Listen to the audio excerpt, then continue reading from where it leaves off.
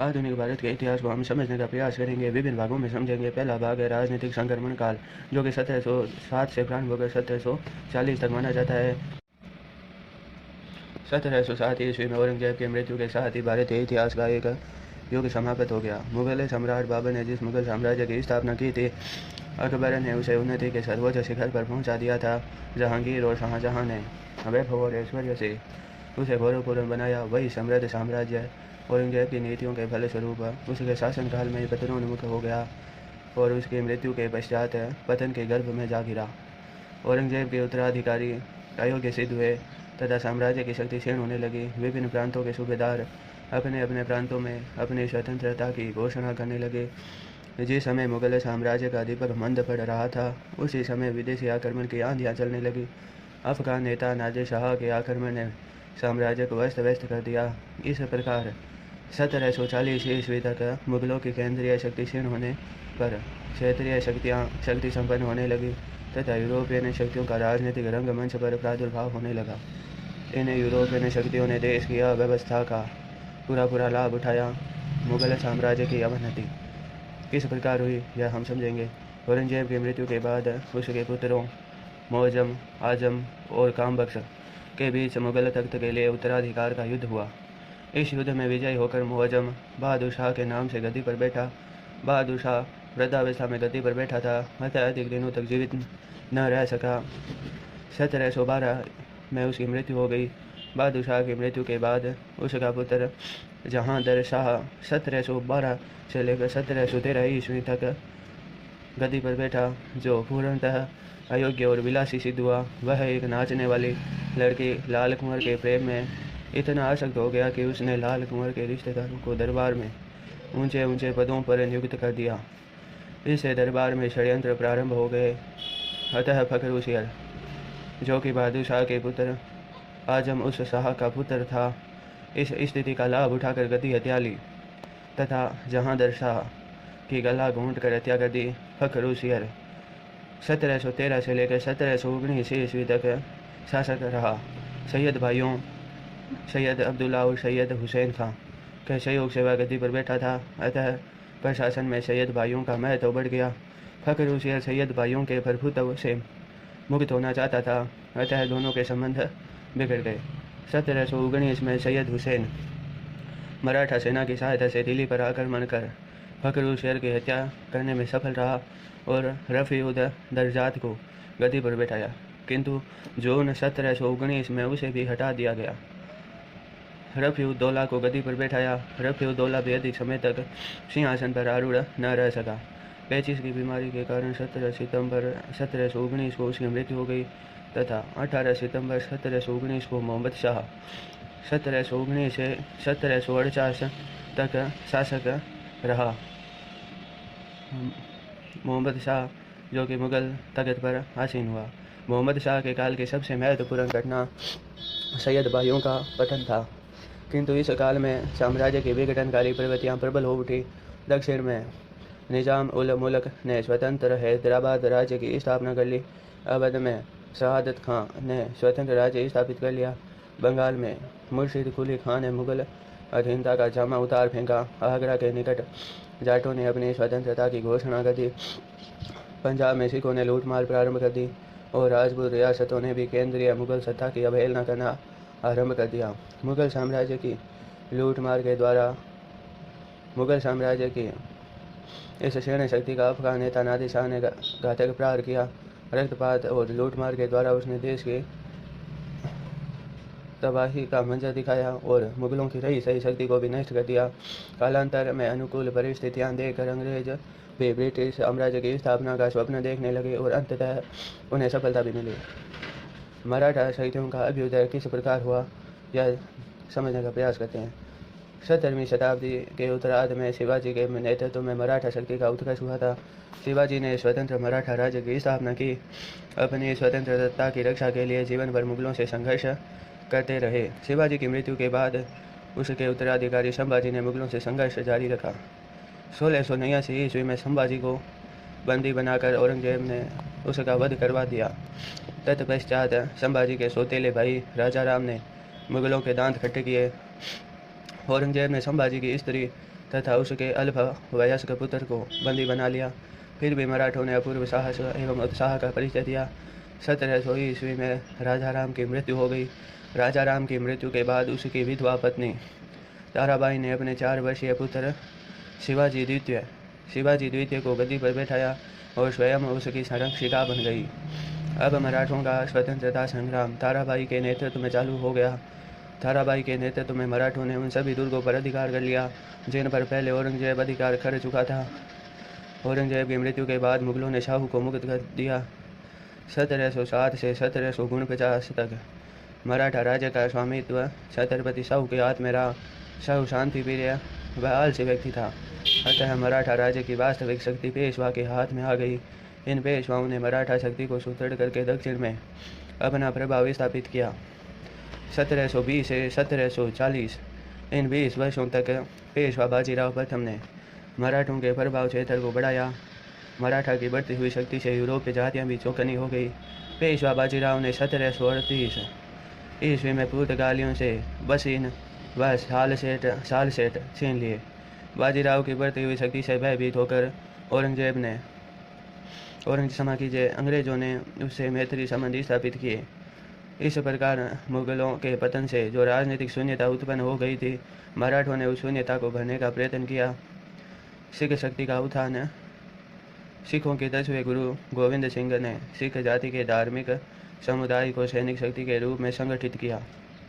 गुरु गोविंद सिंह के बाद उसके एक सेवक बंदा बहादुर ने देश के विभिन्न भागों से सिखों को बुलाकर अपने झंडे के नीचे एकत्र कर लिया। औरंगजेब की मृत्यु के बाद उसके उत्तराधिकारी बहादुर शाह ने सिखों से मैत्री संबंध रखे, किंतु गुरु गोविंद सिंह की हत्या के बाद सिखों ने पुनः मुगलों से लोहा लेना आरंभ कर दिया। 1710 में सिखों और मुगलों के बीच भयंकर युद्ध हुआ। सिखों ने सरहिंद पर विजय प्राप्त कर ली। सिखों ने सरहानपुर और जलालाबाद में विद्रोह कर दिया तथा अमृतसर, कसूर, बटाला, कलानौर और पठानकोट पर विजय प्राप्त कर ली, किंतु अंत में मुगलों ने बंदा बहादुर को बंदी बना लिया तथा 1716 में उसे मौत के घाट उतार दिया। बंदा बहादुर की मृत्यु के बाद सिख बंदई एवं तत् खालसा नामक 2 दलों में विभक्त हो गए, किंतु 1721 में इन दोनों दलों में पुनः एकता स्थापित हो गई। 1726 में मुगल सम्राट मोहम्मद शाह ने जकरिया खां को पंजाब का सूबेदार नियुक्त किया, जिसने सिखों पर भीषण अत्याचार किए। अतः सिखों ने अपने आप को दल खालसा में संगठित कर लिया और यह दल खालसा मुगलों के लिए आतंक सिद्ध हुआ। 1738 में ईरान के शाह नादिर शाह ने भारत पर आक्रमण कर दिया।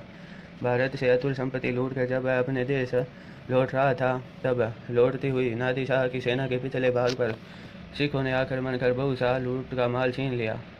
मुगल सूबेदार जकरिया खान ने सिखों पर अपना दमन चक्र जारी रखा, किंतु सिख शांत नहीं हुए और वह मुगलों पर प्रहार करते रहे। फलतः 1740 ईस्वी तक मुगल सत्ता का दबदबा समाप्त हो गया।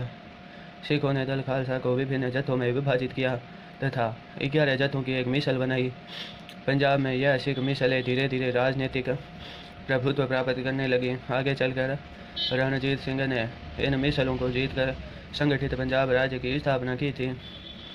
यूरोपीय जातियों का आगमन 1498 में पुर्तगाली नाविक वास्को डी गामा भारत के मलाबार तट पर पहुंचकर यूरोप से एक सामुद्रिक मार्ग खोज निकाला। इस घटना ने भारत और यूरोप के संबंधों में एक नए अध्याय का सूत्रपात किया। कालीकट के राजा जमोरी ने पुर्तगालियों को अपने राज्य में व्यापार करने की अनुमति दे दी। बाद में पुर्तगालियों का भारत में आना जाना बढ़ता गया। पुर्तगालियों ने गोवा, दमन द्वीप, हुगली आदि स्थानों पर अपनी व्यापारिक कोठियाँ स्थापित कर ली तथा सुदृढ़ नौसेना स्थापित कर ली।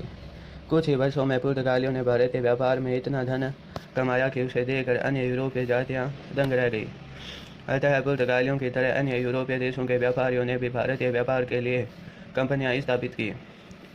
1595 में हॉलैंड के डच व्यापारियों ने पूर्वी देशों से व्यापार करने हेतु एक कंपनी स्थापित की। अब भारतीय व्यापार के लिए डचों और पुर्तगालियों में संघर्ष आरंभ हो गया। डचों की शक्ति के सामने पुर्तगाली नहीं टिक सके। इधर मराठों ने भी पुर्तगालियों से बसीन व साल से छीन लिए।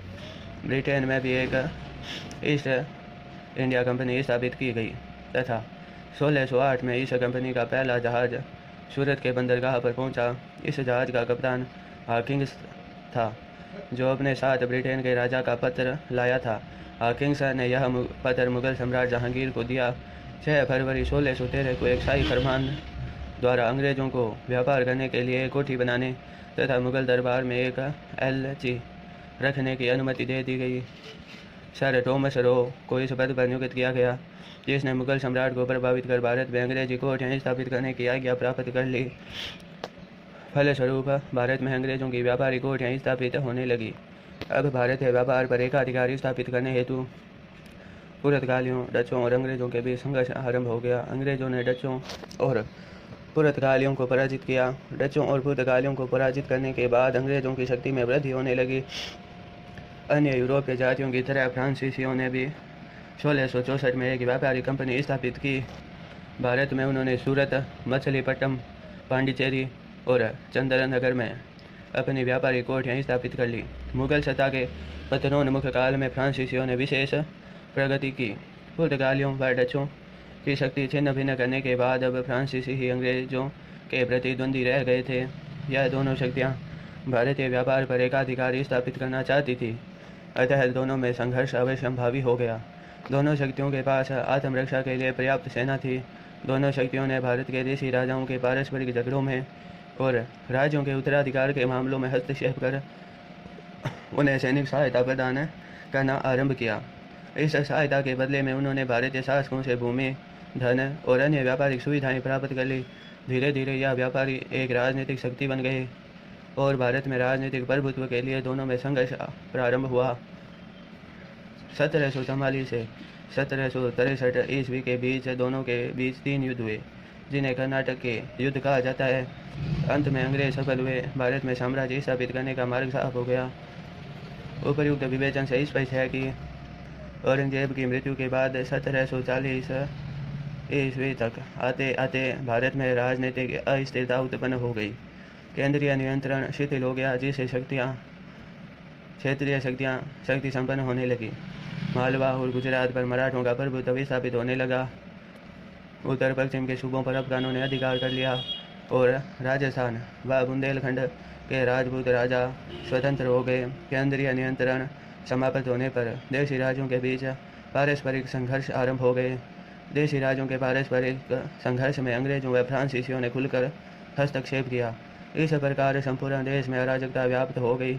इसी पृष्ठभूमि में अंग्रेजों ने भारत पर अपना प्रभुत्व स्थापित करने का प्रयत्न किया और अंततः वे सफल हुए। अंग्रेजों की सफलता के कारण British east India company Bharat में व्यापार करने के उद्देश्य से आई थी, किंतु देश में विद्यमान परिस्थितियों का लाभ उठाकर उसने भारतीयों पर विजय प्राप्त कर ली। इस प्रसंग में स्वतः ही यह प्रश्न उत्पन्न होता है कि ऐसे कौन से कारण थे जिसे अंग्रेज भारत में सफलता प्राप्त कर सके। अंग्रेजों की सफलता और भारतीयों की पराजय के निम्न कारण बहुत से कारण बताए जा सकते हैं, जैसे कि जिस समय यूरोपीय जातियों का आगमन हुआ उस समय भारतीयों में राष्ट्रीयता अथवा देशभक्ति की भावना का सर्वथा अभाव था। ऐसी परिस्थितियों में भारतवासियों को एक दूसरे से लड़ा देना बड़ा आसान था। भारतवासियों के पारस्परिक झगड़ों में किसी तीसरी शक्ति द्वारा लाभ उठाना तो स्वाभाविक ही था। इतिहासकार मेलिसन ने लिखा है कि भारतीयों में गैरों पर विश्वास करने की विलक्षण आदत थी, अतः अपने पारस्परिक झगड़ों में उन्होंने यूरोपियनों पर विश्वास करके उनसे सहयोग और सहायता प्राप्त की, जो भारतीयों के लिए विनाशकारी सिद्ध हुई। पंडित सुंदरलाल के अनुसार अंग्रेज भारतीयों की अपेक्षा कम सभ्य थे। उनमें बर्बरता, चालाकी एवं हिंसक प्रवृत्ति कूट कूट कर भरी हुई थी, अतः असभ्य एवं बर्बर जाति का सभ्य जाति पर विजय प्राप्त करना कोई नई बात नहीं थी। पंडित सुंदरलाल ने इसके 3 कारण बताए। अधिक सभ्य जातियों में हिंसक प्रवृत्ति नहीं होती, उनमें आराम तलबी की आदत होती है। सभ्य जाति में असभ्य जाति की तरह उद्दंडता एवं पराक्रमशीलता नहीं होती, अतः हिंसक प्रवृत्ति द्वारा सभ्य जाति पर विजय आसानी से प्राप्त की जा सकती है। असभ्य जाति निसंकोच रूप से पाशविक प्रवृत्तियाँ एवं शक्ति का प्रयोग करने हेतु तत्पर हो जाती है, जबकि सभ्य जाति अपने नैतिक आदर्शों के कारण ऐसा नहीं कर पाती। जय और पराजय अधिकांशतः हिंसा एवं शक्ति पर निर्भर करती है। यह विश्वास किया जाता है कि यह आवश्यक नहीं है कि प्रत्येक सभ्य जाति में कम सभ्य जाति की अपेक्षा हिंसा करने की प्रवृत्ति अधिक हो, अतः कम सभ्य जाति का जो हिंसा एवं शक्ति में विश्वास करती है, सभ्य जाति पर विजय प्राप्त करना स्वाभाविक है। भारतीयों के मन में अपने और पराये का भेद कभी नहीं रहा, अतः यूरोप वासियों के साथ उसी प्रकार प्रेम और सत्कार का व्यवहार किया। इसलिए भारतीय नरेशों के पारस्परिक संघर्षों में कभी एक पक्ष का तो कभी दूसरे पक्ष का साथ देना अथवा षड्यंत्रों द्वारा संघर्ष खड़ा करके लाभ उठाना अंग्रेजों के लिए सरल हो गया। भारतीय नरेश अपने राज्य में व्यापारियों के माल की रक्षा करना अपना धर्म समझते थे। इसलिए मुगल सम्राट जहांगीर ने अंग्रेजों को भारत में व्यापार करने की अनुमति दे दी, किंतु अंग्रेजों ने व्यापार की आड़ में राजनीतिक कुचक्र रचना आरंभ कर दिया। भारतीयों को इसका अनुभव नहीं था। भारतीय यह बात समझ ही नहीं सके कि उनकी उदारता भारतीय व्यापार, उद्योग धंधे और राजनीतिक स्वाधीनता का सर्वनाश कर देगी। उस समय यद्यपि भारत की तजारत व्यापार अंग्रेजों से कई गुना ज़्यादा थी, फिर भी भारतीय अपनी तिजारत को कभी इतना महत्व नहीं देते थे जितना अंग्रेज, क्योंकि भारत में तिजारत का अभिप्राय व्यापार होता है तिजारत का काम एक विशेष श्रेणी के लिए छोड़ दिया गया था। भारत में तिजारत से धन कमाना छोटा काम समझा जाता था, यहाँ तक कि खेती को भी तिजारत या व्यापार से ऊंचा समझा जाता था। इसलिए भारतीयों के लिए यह सोचना संभव ही नहीं था कि अंग्रेजों के व्यापार के राजनैतिक परिणाम भी हो सकते हैं। भारतीयों ने कभी भी विदेशियों को संदेह या अविश्वास की दृष्टि से नहीं देखा, इसलिए विदेशियों के साथ हुई संधियां एवं समझौतों को पवित्र मानते थे तथा पारस्परिक व्यवहार में भी कभी छल या कपट का प्रयोग नहीं करते थे। इसलिए भारतीयों ने कभी भी संधियों या समझौता का उल्लंघन नहीं किया। इसके विपरीत अंग्रेजों ने कभी भी संधियों या समझौतों का निष्ठा से पालन नहीं किया। स्वयं बर्क महोदय ने ब्रिटिश संसद में कहा था कि एक भी संधि ऐसी नहीं है जो अंग्रेजों ने भारत में किसी के साथ की हो और जिसे बाद में तोड़ा न हो। भोले भाले भारतीय ऐसे कपट के सामने कैसे टिक सकते थे। भारत में अंग्रेजों और भारतीय शासकों के बीच अनेक युद्ध हुए थे। इन युद्धों में सदैव भारतीयों के दो दल होते थे, एक तो विदेशियों का समर्थक और दूसरा उनका विरोधी। विदेशियों का समर्थक दल अपने राज्य से गद्दारी करके महत्वपूर्ण सूचनाएं अंग्रेजों के पास पहुंचा देता था तथा अवसर आने पर सैनिक दल को ही अंग्रेजों के पक्ष में कर लेता था। ऐसी परिस्थिति में अंग्रेजों का विजय होना कोई कठिन नहीं था। इसलिए कुछ आधुनिक इतिहासकारों की मान्यता है कि अंग्रेजों ने भारत को नहीं जीता, बल्कि स्वयं भारतीयों ने अपने देश को जीतकर विदेशियों के हवाले कर दिया। उपर्युक्त कारणों से अंग्रेजों को भारत में सफलता प्राप्त हुई। इन सब कारणों से अंग्रेजों को भारत में सफलता प्राप्त हुई तथा भारतीय पराधीनता की बेड़ियों में जकड़ दिए गए।